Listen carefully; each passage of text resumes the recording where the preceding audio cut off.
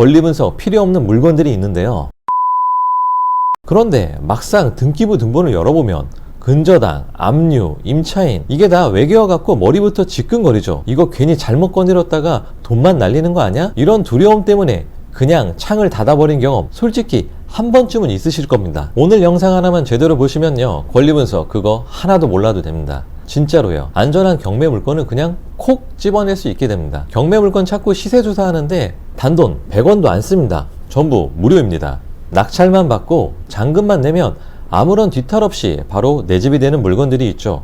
오늘은 그런 물건들만 쏙쏙 골라내는 법을 보여드릴 겁니다. 경매가 돈 된다는 말 귀에 딱지 않도록 들으셨을 거예요. 안전한 물건만 골라서 이거 입찰해도 되나? 까지 판단하는 흐름 무료 사이트만으로 지금부터 실제로 보여드릴게요. 결론부터 말씀드리겠습니다. 권리분석 필요 없는 물건들이 있는데요. 그건 바로 주인이 살고 있으면서 말소 기준 권리가 은행에 근저당권인 물건들은 여러분들 권리분석이 필요 없습니다. 그런 물건들을 찾아서 초보자분들은 입찰을 하시면 됩니다. 자, 이제 실제로 사이트에서 하는 방법을 알려드릴게요. 네이버에서 두인 경매를 검색합니다.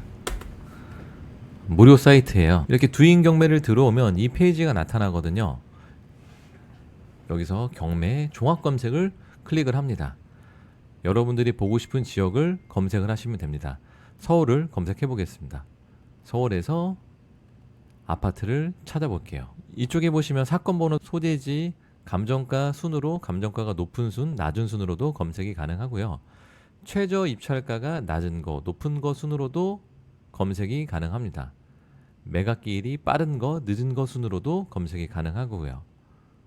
자, 개수를 100개로 맞춰서 보겠습니다. 자, 이렇게 검색을 하시게 되면 사건 번호와 주소, 동호수를 확인하실 수가 있습니다. 기본적인 내용을 알 수 있는데요. 여기 보면 해당 경매계까지 확인을 할 수가 있죠. 조회수까지도 나와 있죠. 자, 여기서 중요한 건 사건 번호와 해당 법원이 어딘지를 알고 있는 게 중요한데요. 한번 실습을 해보겠습니다. 도봉구 창동에 창동 2차 현대아파트를 한번 보도록 하겠습니다. 감정가 6억대인 물건이어서 많은 분들이 관심을 가질 수 있는 물건 같거든요. 자, 여기를 한번 클릭을 해보겠습니다. 두인 경매의 좋은 점은 회원가입만 해도 이 정도 정보까지는 확인하실 수가 있습니다. 정말 필요한 임차인 내역이나 현황 같은 경우 유료 결제를 하셔야 되는데요. 사실 이런 내용들 유료 결제하지 않아도 권리 분석이 충분히 가능합니다. 제가 지금부터 보여드릴게요. 자, 사건 번호 2024-115246번이라는 걸 확인했고 서울 북부 지방법원이라는 것도 확인이 됐습니다. 이제 이 물건에 대한 자세한 내용을 검색해 보겠습니다. 네이버에서 법원 경매 정보를 검색을 하시면 법원 사이트를 클릭해서 들어갑니다. 그러면 이 첫 페이지에서 경매 물건에서 물건 상세 검색을 클릭을 합니다. 그리고 나서 서울 북부 지방법원 사건 번호를 넣어주고 검색을 합니다. 그러면 창동 2차 현대아파트 경매 물건이 이렇게 검색이 되죠. 자, 클릭을 해줍니다. 클릭을 하면 물건 기본 정보부터 보실 수가 있게 되는데요. 우리가 흔히 보는 경매 유료 사이트는 여기에 있는 내용들과 유료 사이트에서 조금 더 추가된 정보들을 돈을 내시고 여러분들이 보게 되는 건데요. 사실 법원 경매 정보 사이트의 내용만 여러분들이 확인하셔도 유료 결제가 필요가 없습니다. 가장 중요한 문서인 매각 물건 명세서도 여기서 보실 수가 있고요. 현황 조사서도 여기서 보실 수 있습니다. 이 물건을 클릭해서 보시게 되면 점유 관계에 대해서도 나와 있죠. 현재 채무자, 소유자가 점유하고 있다. 그 다음에 전입세대 확인서에도 채무자, 소유자를 확인했다라는 현황 조사서 내용이 있습니다. 감정평가서도 이렇게 보실 수가 있습니다. 이 사건 상세 조회도 클릭을 해보시면 사건 내역과 기일 내역, 문건 송달 내역이 있습니다. 기일 내역 같은 경우에 경매 사건의 시간표가 나타나 있습니다. 현재 1월 27일 날 재매각으로 경매가 시작되는 내용을 보실 수 있죠. 문건 송달 내역은 경매 사건이 진행되게 되면 채권자, 소유자, 이해관계인들에게 경매 사건에 대한 내용을 다 전달을 해줍니다. 그렇게 문서를 보내주게 되는데요. 그런 문서의 처리 내역들도 확인하실 수가 있습니다. 이름은 개인정보 때문에 가려져 있지만 대략적인 내용들은 확인하실 수가 있습니다. 그리고 밑에 보면 송달 내역은요, 이 문건들을 보내줬을 때 어떻게 처리가 됐는지에 대한 내용들을 볼 수가 있는 겁니다. 채권자에게 보정 명령을 보냈다. 이 송달 경과는 8월 27일 날 받았다. 그런 내용들도 이렇게 다 일일이 확인할 수 있습니다. 여러분들이 경매 사건을 보실 때 문건 송달 내역 확인해 보셔야 됩니다. 그러면 대략적으로 사건이 어떻게 흘러와 있는지도 확인하실 수가 있거든요. 가장 중요한 매각 물건 명세서를 보겠습니다.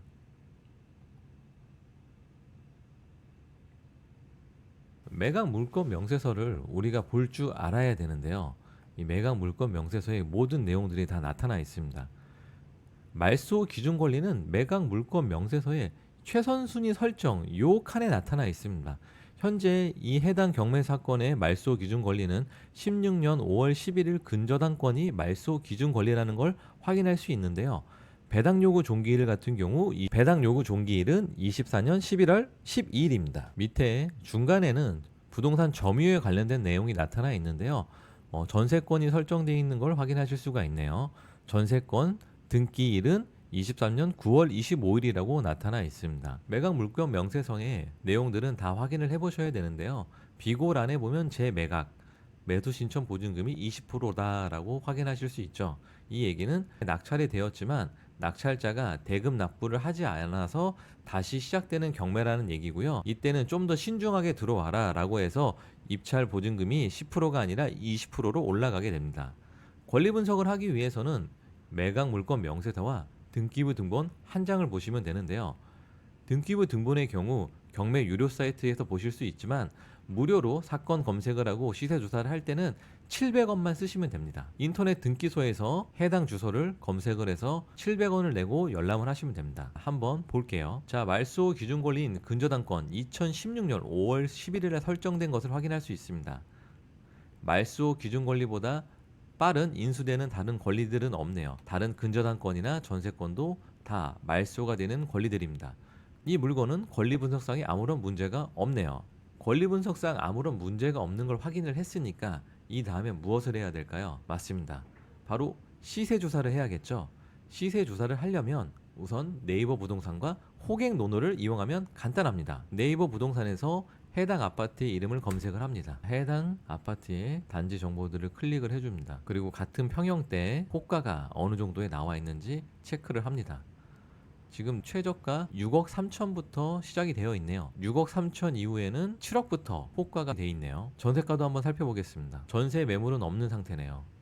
이 아파트는 2001년식이고요. 총 세대수는 705세대, 주차 대수는 1.16대이네요. 자, 위치를 한번 살펴보겠습니다.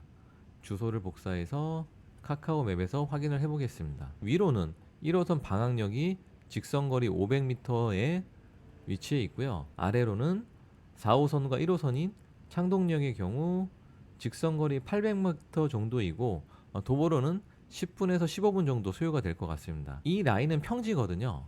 그리고 창동역의 경우 GTX-C 노선이 예정되어 있는 곳이고 서울 아레나 개발 계획들이 꽤 많은 지역입니다. 주변에 초중고 학교들도 있고요.